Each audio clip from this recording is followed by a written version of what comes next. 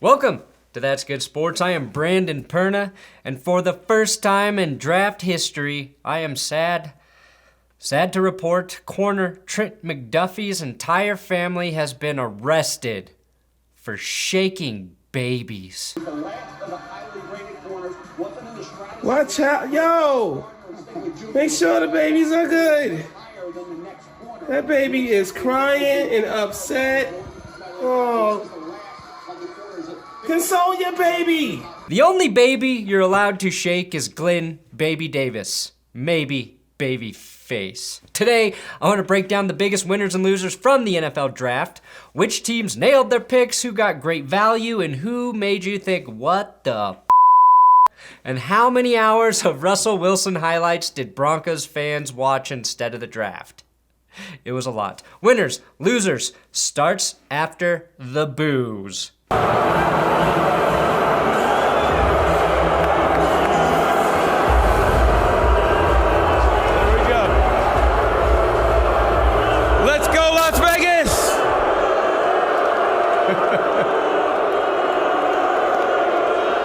Come on, Las Vegas, let's go!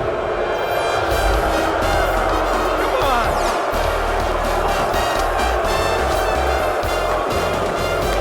Okay. Take a second, subscribe to the channel. Come on, it's the last chance for me to grow until football season. Now, I usually break balls here, but it's time to save some balls with the help of my sponsor, Manscaped. April showers brings Testicular Cancer Awareness Month, and Manscaped is leading the way to help spread the awareness for early detection. To do that, you have to touch your balls, and I mean, you gotta really feel around in there. And since I can't show you, which I tried last year and nearly had my channel taken down, Manscaped is here to help guide your self-check in partnership with the Testicular Cancer Society by visiting manscaped.com/TCS to learn how to check yourself or donate to TCS. You can always keep your balls trim with the best below-the-belt groomer on earth in the Lawnmower 4.0, and if you want to get weird, do it while wearing the We Save Balls shirt. Just the shirt, no pants. And once you've checked your balls and trimmed them, give them a shine with the Crop Mop Ball Wipes. Use my link below, manscaped.com/goodsports, and wipe 20% off your order plus free shipping. Now, there were a few unique things to occur in the first round of the 2022 NFL Draft. Just one quarterback getting selected. At number 20, it was Kenny Pickett, who was the latest first-round QB drafted since Jim Drunken Miller, who was 26th in 1997. Sadly, Drunken Miller decided to get sober, dropped his sponsorship with Miller Lite, and never developed into a good NFL QB.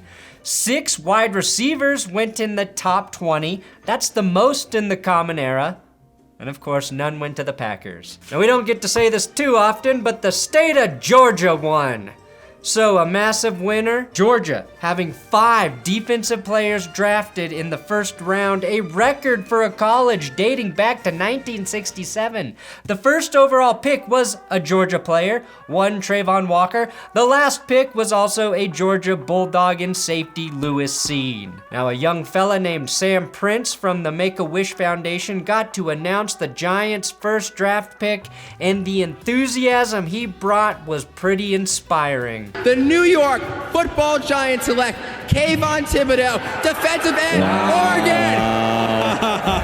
Okay. And surprisingly fitting for the New York Giants, who in my opinion were big day one winners.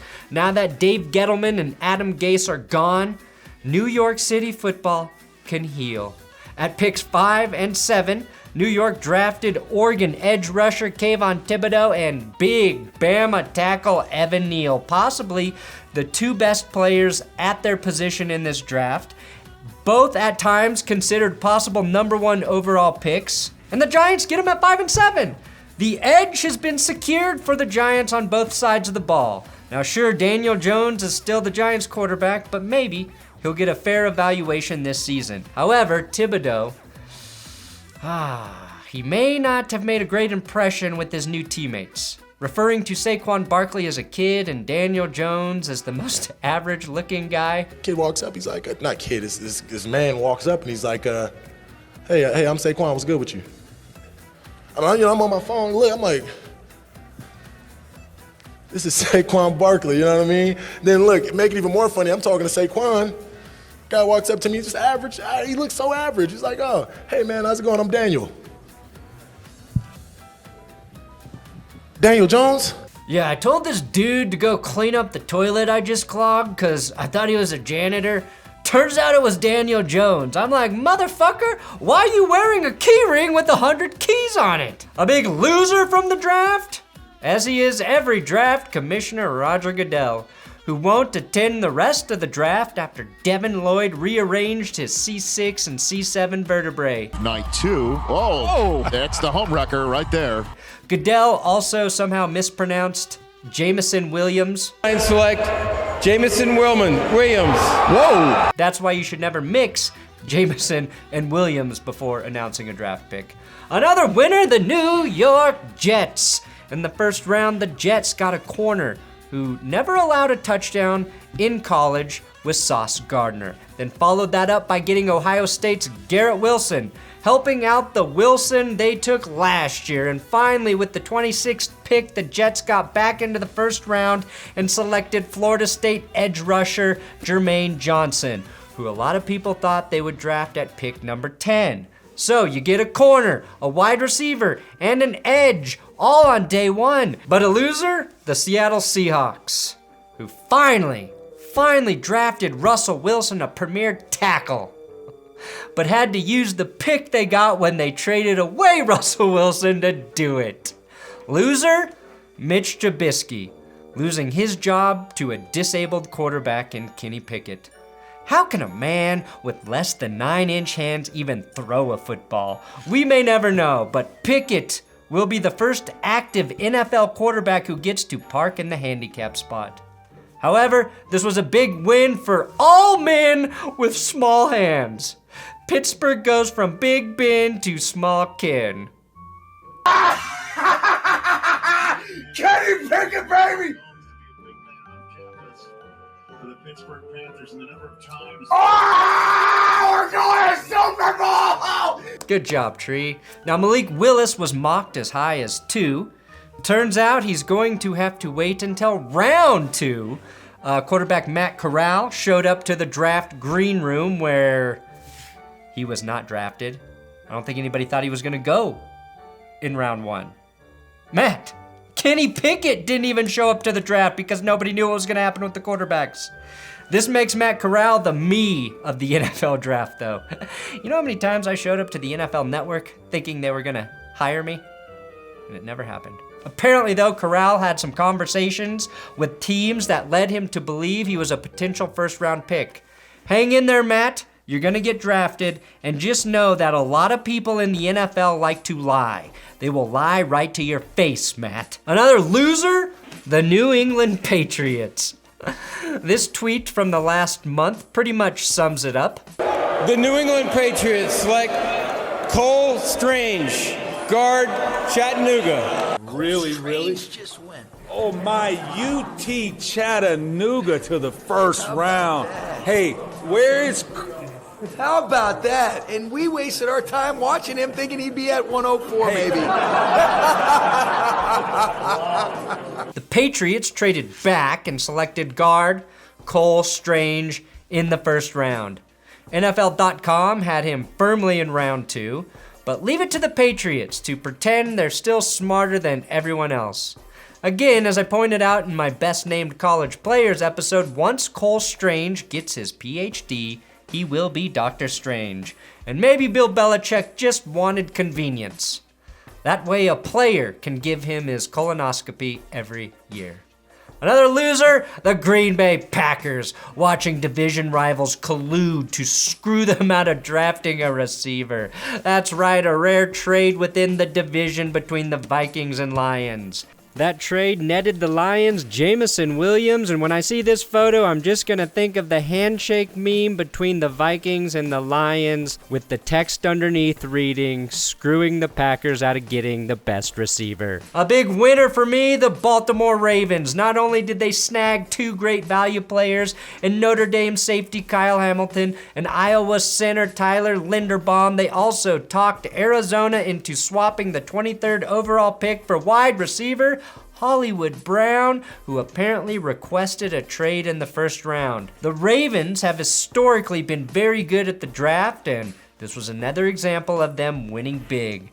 Don't forget, Hollywood Brown is Antonio Brown's cousin, so credit the Ravens for getting rid of him before he goes crazy and this shit starts to happen. This is pretty freaking low.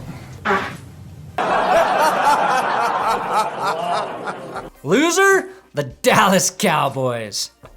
Dallas drafted tackle Tyler Smith at pick 24. Do you know how I know this was a reach? After the draft, Jerry Jones tried to justify the pick by showing the media the Cowboys' big board. This was printed 3 days ago below him.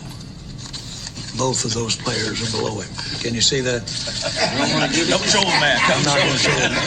Tyler Smith might be good. He might be pretty good, but he was the most penalized player in D1 football last year, which is actually a perfect fit for the most penalized team from last year in the Cowboys. Winner, I can't believe I'm saying this, but the Detroit Lions were winners. Part of that has to do with the Jags being losers, but the Lions wasted no time handing in the card for Michigan star Aidan Hutchinson after the Jags reached with the first overall pick for Travon Walker. The Lions were also able to trade back and get Alabama speedster Jameson Williams with the 12th pick.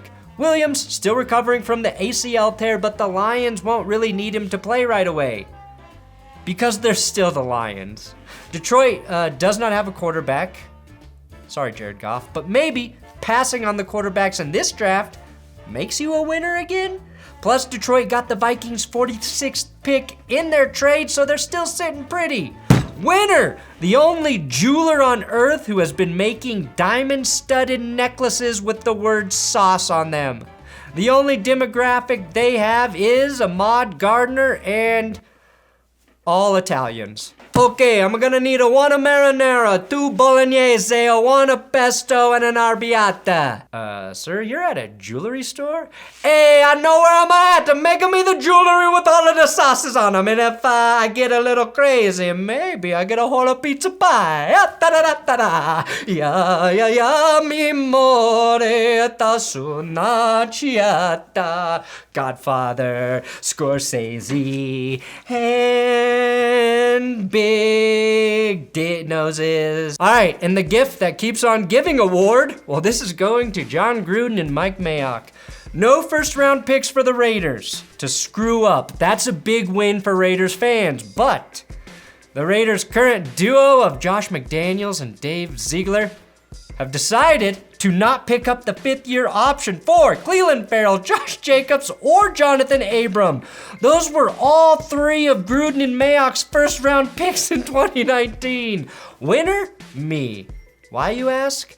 Well, because I made a video recently suggesting that more corners should be taken high in the first round. And clearly at least 2 teams were watching. Derek Stingley went 3rd to the Texans and Sauce Gardner went 4th to the Jets. And one day we will get a corner drafted number 1 overall. The draft again was in Vegas, so someone's gotta make a gamble, right? Tennessee Titans. They get this award because they shipped star wide receiver A.J. Brown to the Eagles in exchange for the 18th overall pick. The Titans then took Arkansas wide receiver Treylon Burks, whose most frequent player comp was, wait for it, A.J. Brown. Second most, I think, was Deebo Samuel. So if it all goes according to plan, the Titans get a much cheaper A.J. Brown. If Treylon Burks isn't good though, they're stuck with maybe the worst wide receiving core in the league, which I'm being told Derrick Henry demanded they have so he can get 3,000 rushing yards in a season.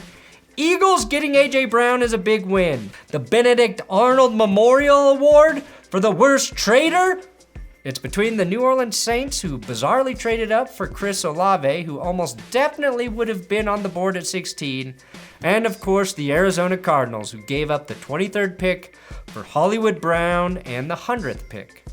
So I'm gonna go with the Cardinals as the worst traders because we have a better idea at this point of who Hollywood Brown is, and I don't think he's worth the first rounder. Olave could end up being really good, at which point no one is gonna give a shit or remember the fact that trading up to get him was probably unnecessary.